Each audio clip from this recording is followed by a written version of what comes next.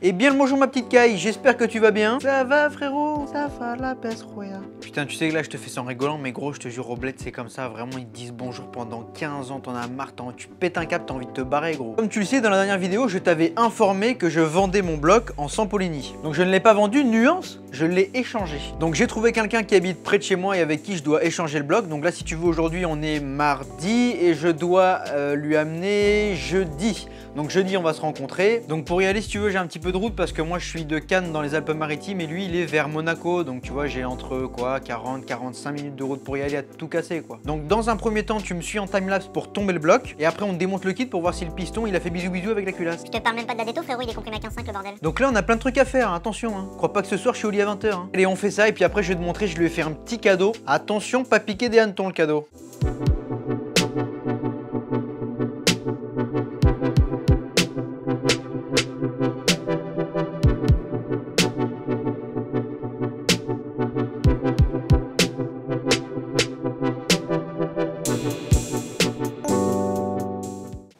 Allez.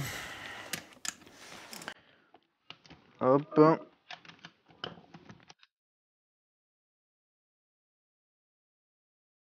Oh, c'est nickel, hein. Franchement c'est vrai que c'est top là.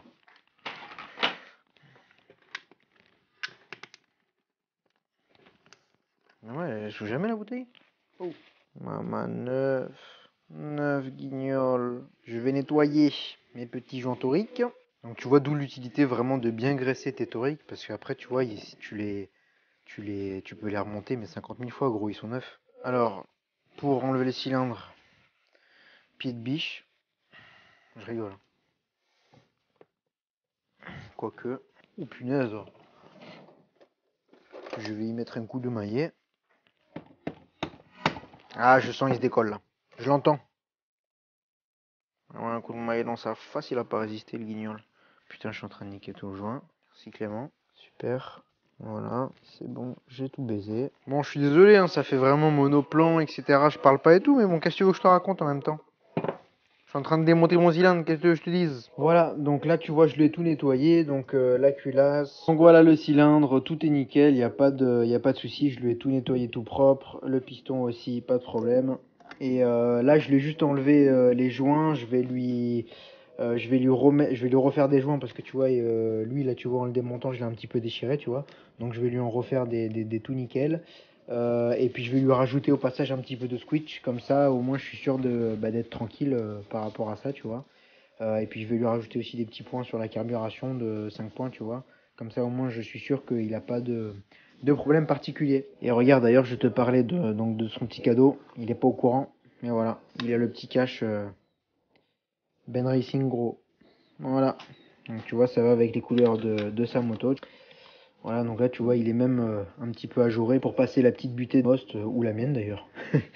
Et voilà. Ah, guess qui vient de se terminer. Oh, putain, attends. Je pète pas tout. Hop là.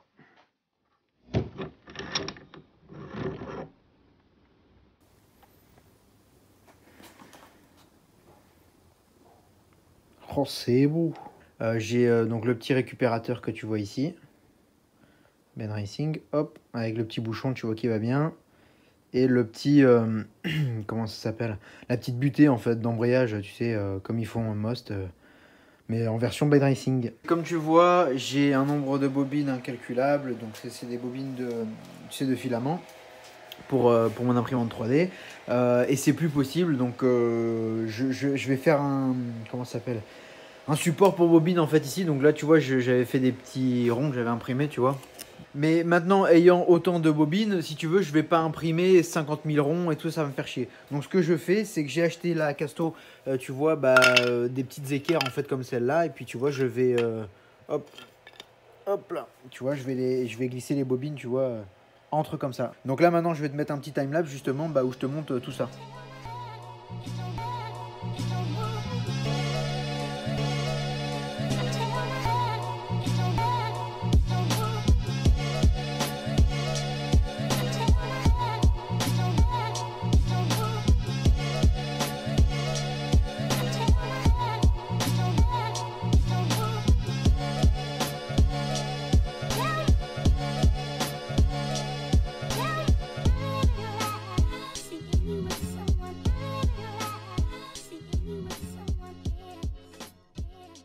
Mon petit pote, c'est le jour J. Comme tu le vois à ma tête, je viens de me réveiller, frérot. Allez, on va prendre la voiture. Tu sais qui je vais chercher là pour qu'on aille à Monaco là? Je crois que tu te doutes même pas. Je crois que t'es même pas au courant. Tu vas voir. On arrive bientôt. Putain. Chaud. Putain, retourne. Tu mettras de la musique derrière? Je pense pas, gros. Ah merde. Voilà le bloc en 94 et voilà le bloc donc avec lequel je vais l'échanger. Donc c'est le bloc Adjani et c'est un bloc qui est en 86 MOS. Je vais le garder un petit peu le MOS. Je vais faire une prépa d'écartère un peu spéciale chez Alexis de chez LRT Préparation. Dans un premier temps, juste ce qu'on va faire, c'est que je vais monter le moteur tel quel sur la moto. Et on va faire un premier tir au banc et après je vais tout démonter le moteur. On fait la prépa et après on fera une deuxième vidéo pour vous montrer justement le résultat de tout ça. Voilà. Les deux blocs, le Most 100. KRM.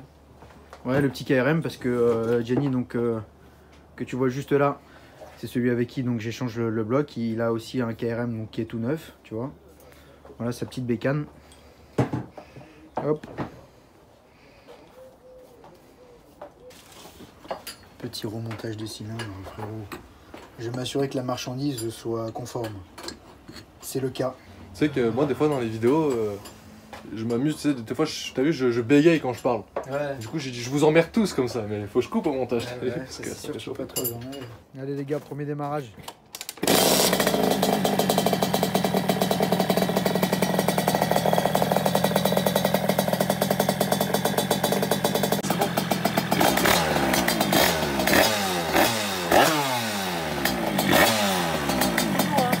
Bon voilà les gars, on a déposé donc le moteur à Gianni, il est content, il a testé, on a fait les petits réglages et tout, ça roule nickel gros.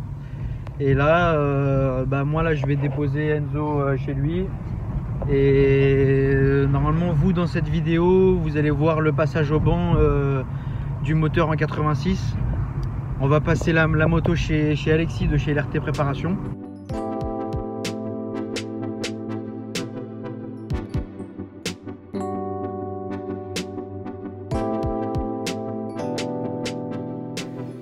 Les amis, voilà le nouveau bloc. Voilà donc 86 Most, Carter de 2019, V-Force 3 de 65 SX. Donc le DD j'ai récupéré, je vais prendre le mien, admis full Most. Donc j'ai échangé ce bloc là principalement en fait pour les carters parce que tout simplement c'est des carters qui sont hyper récents et c'est ce que je voulais, j'avais pas envie de m'emmerder avec des vieux carters ou les anciennes versions de M6. Donc là c'est le cas, donc c'est le top. Et puis le Most, si tu veux, pour l'instant, dans un premier temps, en fait, si tu veux, je vais faire là le projet de ce moteur là. Donc comme je te le réexplique, ça va être vraiment de faire un moteur hyper coupleux, tu vois, dès le bas régime, dès les plus bas régimes en fait du moteur. Mais dans un premier temps, en fait, pour essayer justement de donner ce caractère là au moteur, je vais essayer de le donner avec ce haut moteur là. Donc on va essayer de faire ça en lui faisant une petite prépa d'écartère, mais vraiment très spécifique. Vous allez voir, on va faire vraiment quelque chose qui a pas souvent été vu. On a cette idée que les cales d'en base, ça fonctionne super bien parce qu'on vous bassine ça depuis toujours. Donc au final, je vais essayer de vous démontrer un petit peu justement de par la préparation qu'on va faire dans ce moteur, l'utilité de la cale d'en base, si réellement tu en as besoin d'une ou pas. Et justement, nous, on va la supprimer et on va faire encore plus que ça, justement pour donner un petit caractère assez spécial à ce moteur. Donc dans le futur, je pense qu'après, je changerai de cylindre. Pour l'instant, comme je vous l'ai dit, je vais essayer de rester là-dessus, sur ce cylindre-là, dans un premier temps. Et puis après, voilà, comme je vous l'avais dit, je passerai à un cylindre qui a peu ou pas beaucoup été vu dans le futur. Donc allez, je me bouge vite. Il faut que je monte absolument le moteur dans le cadre pour aller passer la moto au banc chez Alexis, donc de chez LRT Préparation. Donc je me bouge, je fais vite. Et puis normalement, on se retrouve directement au banc d'essai.